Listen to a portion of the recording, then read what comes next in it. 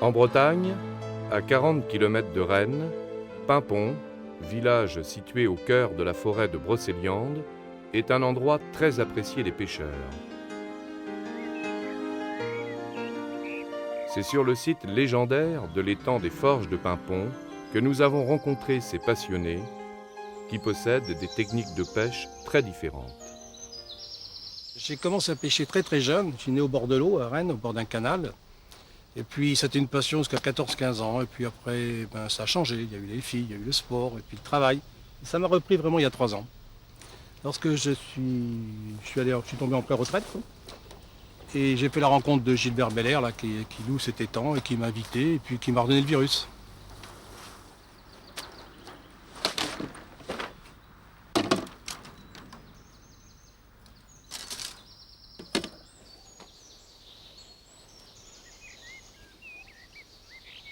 Et je me suis arrêté à un endroit qui est assez aéré parce que pour lancer, il faut un peu d'espace quand même. Et je suis déjà venu à la pêche quelques fois ici et j'ai réussi à faire de bonnes prises. Alors, en général, on revient toujours dans un endroit où ça a mordu. Et il y a une explication, c'est qu'il y a une petite rivière qui traverse l'étang, qui l'alimente, et pas juste au milieu. Alors ça crée un petit courant et souvent les carnassiers, les sandres, les brochets viennent dans cet endroit où ils trouvent certainement leur nourriture. Alors on essaye de... Oh, bête. On essaye de les traquer là où on suppose qu'ils sont, mais ça ne marche pas à tous les coups, mais quelquefois ça marche.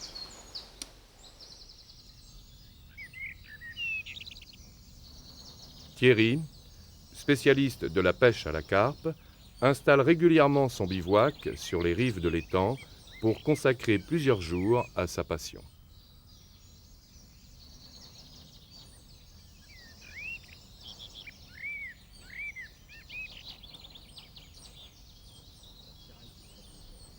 Ce que j'ai devant moi, c'est une batterie pour pêcher la carpe aux techniques modernes. Techniques qui sont apparues en France il y a une quinzaine d'années maintenant.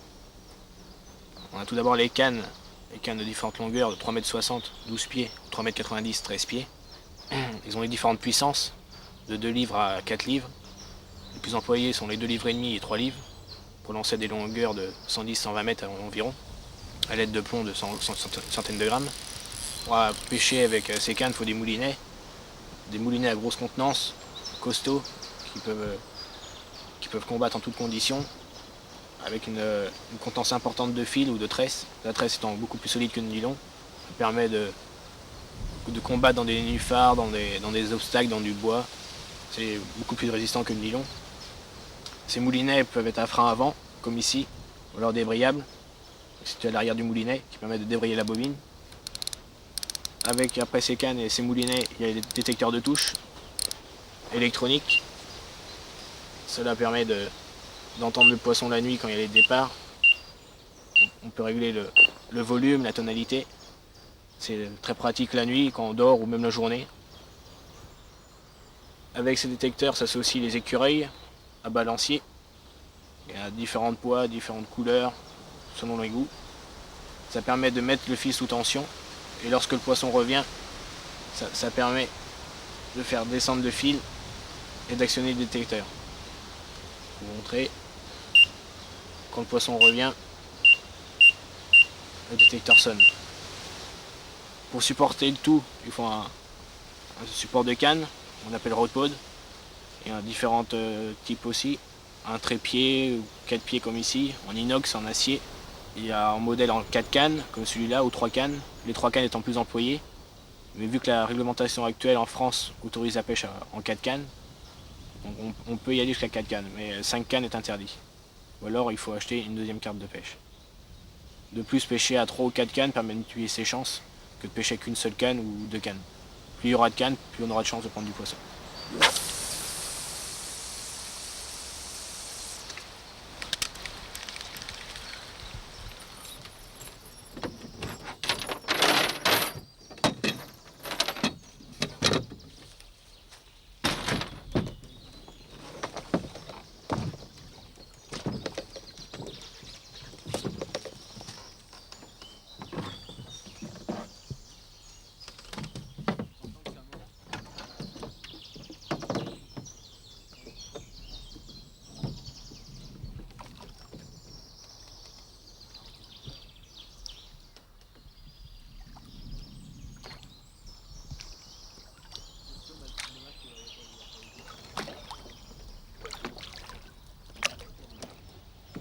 Disons que la pêche, pour moi, je pars à la recherche du poisson et je ne l'attends pas sur place, c'est moi qui vais le chercher chez lui.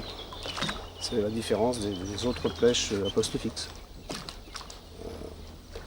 Je recherche donc tous les postes encombrés, Il y a une définition qui dit bien ce qu'elle veut dire, c'est que le poisson est partout, ce n'est pas comme ailleurs. Donc, et là, au plus profond, du moins profond, vous trouverez du cendre. Ce sont des explications qui en disent long.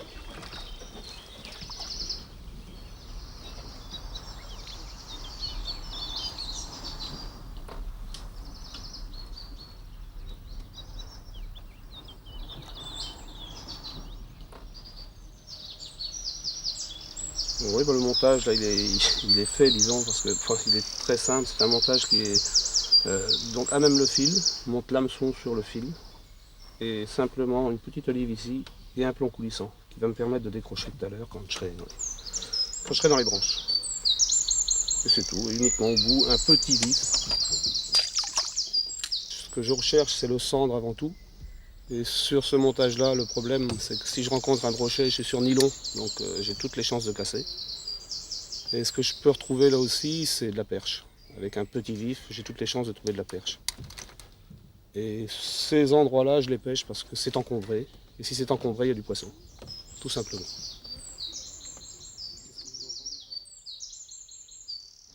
Déjà, il y a plusieurs types d'appâts en fonction des endroits où on va.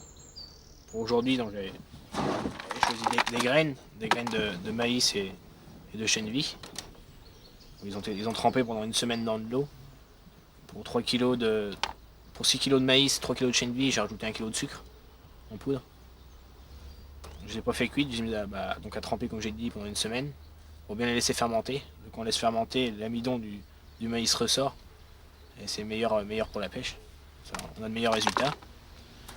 Je les mets un peu partout, le maïs surtout pour les plus gros poissons blancs et le chène vie surtout pour les petits poissons blancs parce qu'ils ont quelque chose à manger. Donc ça on en met un peu partout pour forcer le poisson à chercher sa nourriture.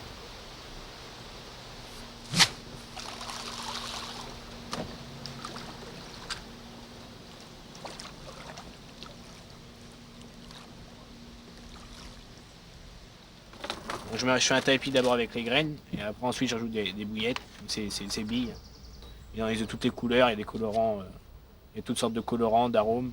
On s'est fait maison, c'est fait avec diverses farines, de maïs, de lait, de soja, de blé.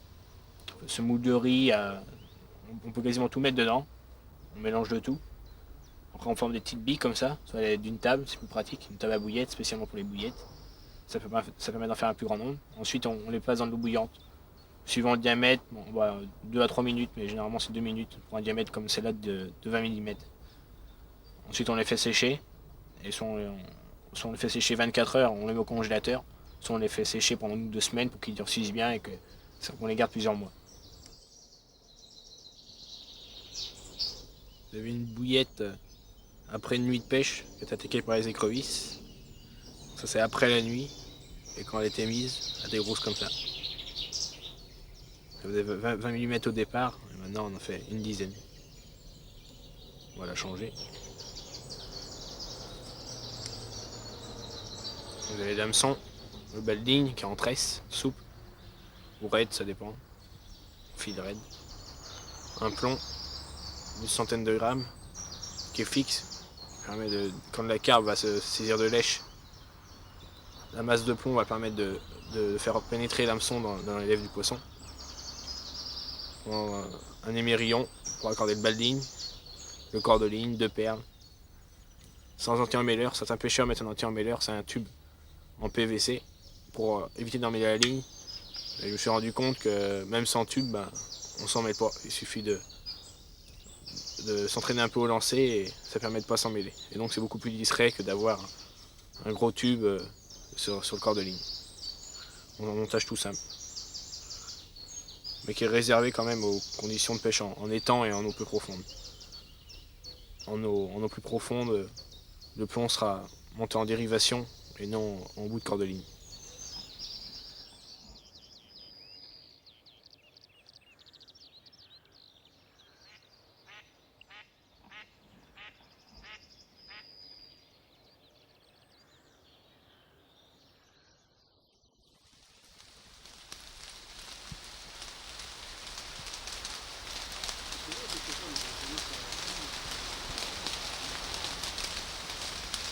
Je suis bien au bord de l'eau, quel que soit le temps. Hein. J'avoue franchement, la pluie ne me fait pas partir de la pêche.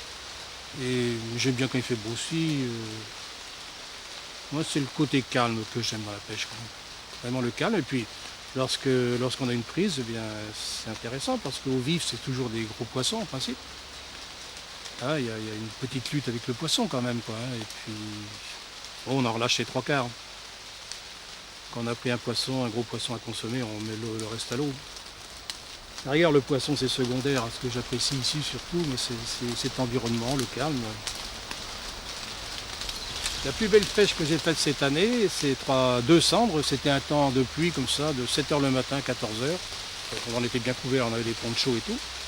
Et là, ça avait bien mordu. Donc, j'y crois.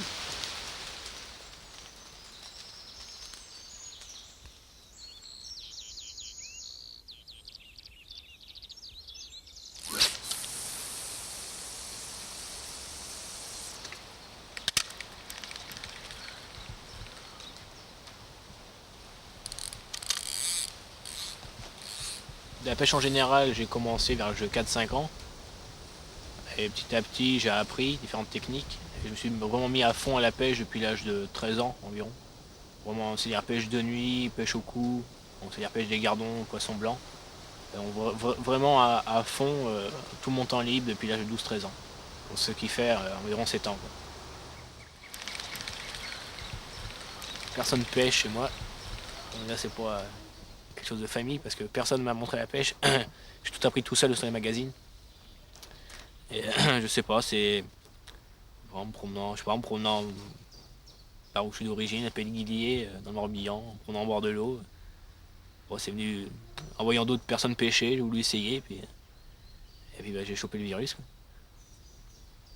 J'ai commencé à pêcher le petit gardon dans des étangs privés avec du petit matériel, des vieilles cannes, des vieilles lignes, sans prendre beaucoup de poissons d'ailleurs. Ça, on voit avec le recul que le progrès qu'on a fait, les erreurs qu'on a fait, ça permet de voir quand même qu'avec l'expérience, on arrive à mieux pêcher. Moi, j'ai un beau-frère qui n'a jamais pêché, qui est venu avec moi il y a un an ici, là, et j'avais mis 2 lignes comme ça. Et le premier coup qu'il est venu, il a pris un centre de plus de 3 kilos. Depuis, il n'y a plus que ça qui compte. Il n'est pas d'ici, il est de Normandie, mais quand il vient, toujours, c'est pour venir à la pêche, tout ça, parce qu'il a pris un poisson. Et il a eu l'émotion, parce que ça a duré longtemps pour le sortir. Donc il n'y connaissait rien. Et je crois que c'est comme ça, hein, c'est le fait de hasard. Quoi. Enfin, il faut aimer la nature aussi.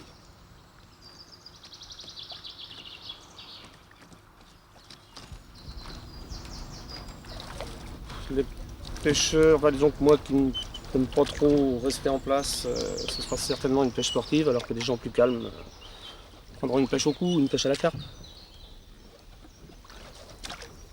Vous faites 4-5 km de rivière dans des endroits pas forcément tout droit, tout plat, donc il faut grimper, il faut redescendre, il faut éviter les ronces.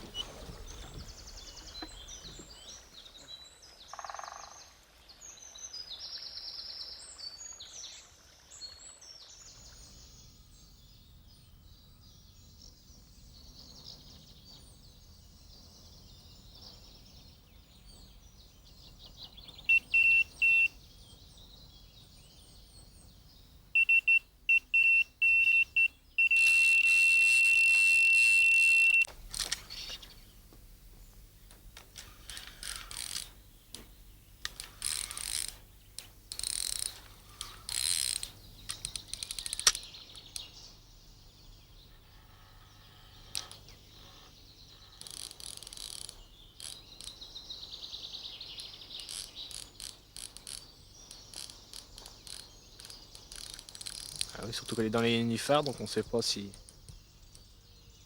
elle va en sortir.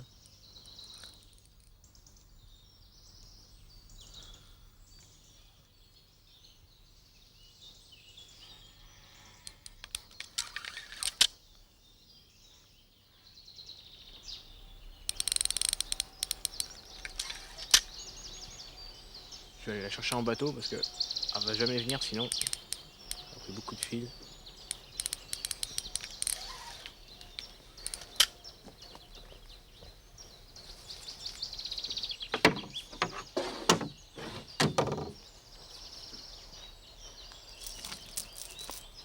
Dès qu'on sent qu'il y a quelque chose de gros au bout de la ligne, ouais, on a le cœur qui va, hein. Et puis, il n'y a jamais rien de sûr, hein. Souvent, on casse comme ça au bord. Tant qu'il n'est pas arrivé sur le bord, il y a une espèce d'inquiétude, quoi. Pas d'inquiétude, c'est un plaisir, finalement, quoi, hein. Mais il y a toujours cette part d'incertitude, heureusement, hein. On en perd beaucoup aussi, souvent les gros, bien sûr. Et ceux qu'on rate, on a l'impression qu'ils sont toujours plus gros que les autres, hein. C'est faux, certainement, mais des jours, on a raté un gros poisson, on ne l'a pas vu. Mais on l'a senti bouger et tout, il a cassé. Ah, il devait être gros, mais on l'a pas vu, quoi. Mais c'est toujours ceux-là les plus beaux, c'est sûr.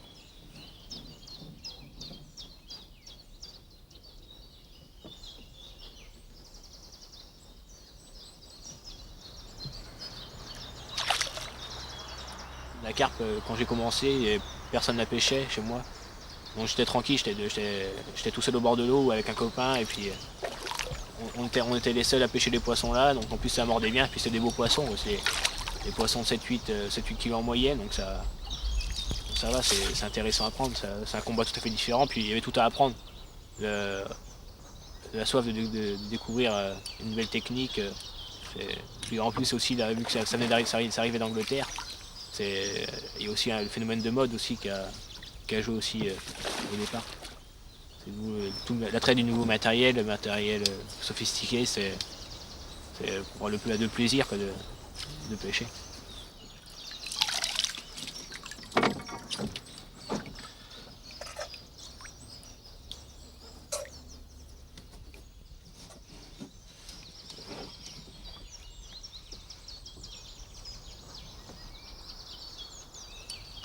Une carpe commune, donc un cyprinidé, famille des cyprinidés, environ une dizaine de kilos, 9-10 kilos,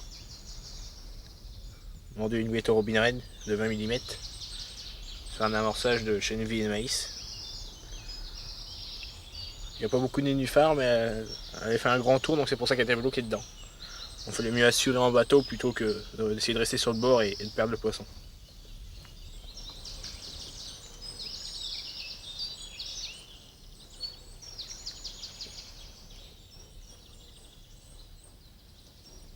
Voilà, remettre à l'eau.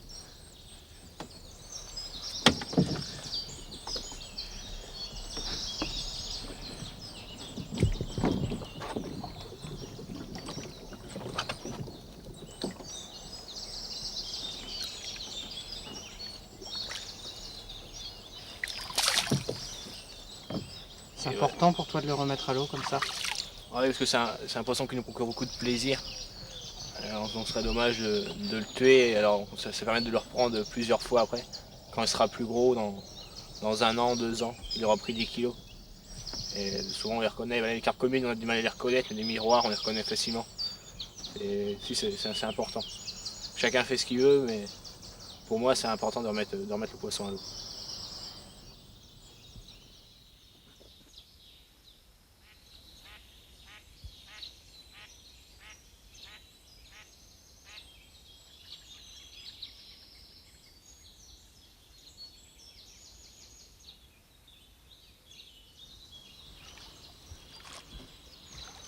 Thierry, Michel et Loïc quittent l'étang des Forges et se retrouvent en début d'après-midi pour une partie de pêche entre amis. C'est l'occasion pour eux de mettre leur savoir en commun afin d'être plus efficaces.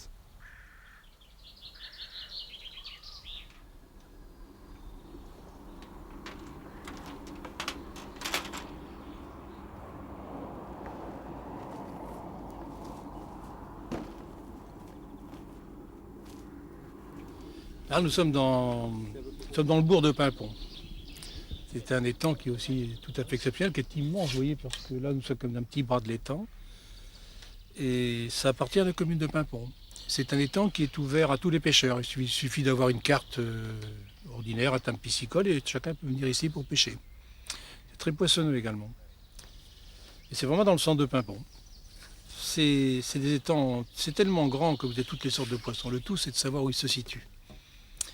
Ici, là, lorsqu'il y a des nénuphars comme ça, on est venu pour pêcher le gardon. Enfin, moi, c'est pour pêcher des petits vifs, pour aller pêcher le carnassier après. Bon, on a une tendance à approcher les nénuphars parce qu'on sait qu'ils vont se protéger là, ils se nourrissent là, ils vivent là. Mes collègues là vont essayer de pêcher plus scientifique, pêcher peut-être des plus gros gardons, ça s'éloigne un petit peu, ils vont pêcher plus loin du bord. Mais ils pratiquent des pêches très sophistiquées et puis qui sont déjà à un degré très élevé dans la pêche, quoi. Que pêcher sur des petites lignes comme ils font, moi je casserais tout le temps.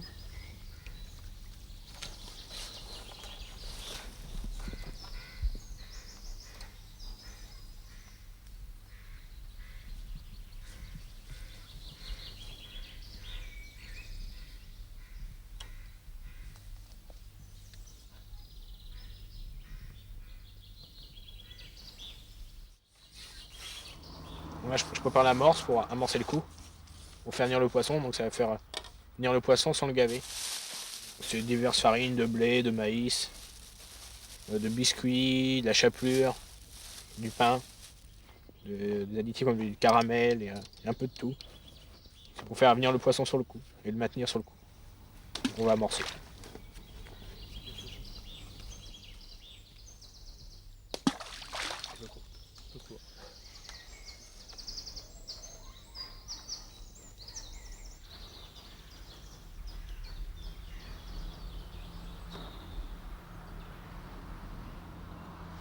Là, j'accompagne plutôt mon ami Thierry et j'apprends, enfin, je découvre un peu ces cannes-là. Puisque je pêchais uniquement la canne télescopique tout à fait ordinaire. Et j'ai envie d'essayer ça, voir un peu. C'est une canne au cou en emboîtement inversé, c'est une canne légère et suffisamment longue pour aller chercher le poisson plus loin. Donc moi je choisis la pêche à l'anglaise pour aussi chercher le poisson encore plus loin qu'avec une canne à emmanchement. Et c'est vraiment du matériau très léger, et surtout pour les gros poissons. Et par contre l'inconvénient que ça, comparé à la canne à emmanchement, c'est que si le vent se lève, la conduite de la ligne est plus difficile. Et donc on va perdre du poisson au ferrage ou au placement de la ligne. Donc là aujourd'hui vu qu'il n'y a pas de vent, j'ai choisi ça pour pêcher les nénuphars, pour essayer de prendre du beau poisson.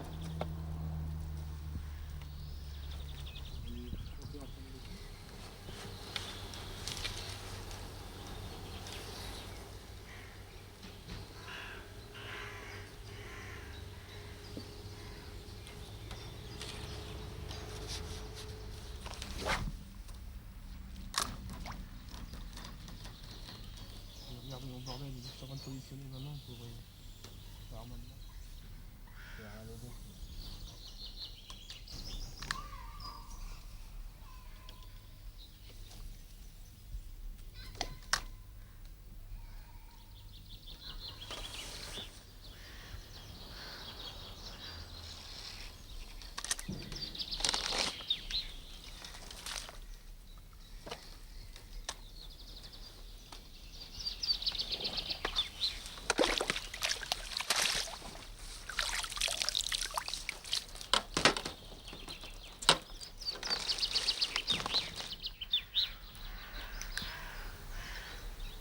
Brème. À la bourriche.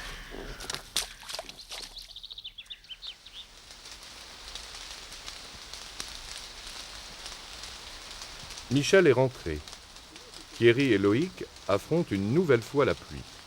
Leur patience finira d'ailleurs par payer. La pluie s'arrête et les poissons mordent à nouveau.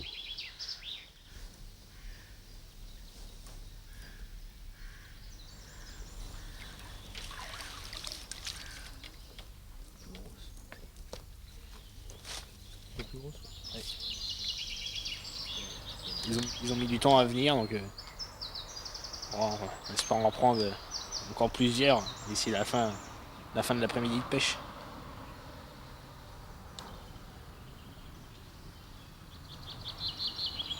Ah, t'as une touche, Loïc? Ouais, c'est bon. C'est pas gros.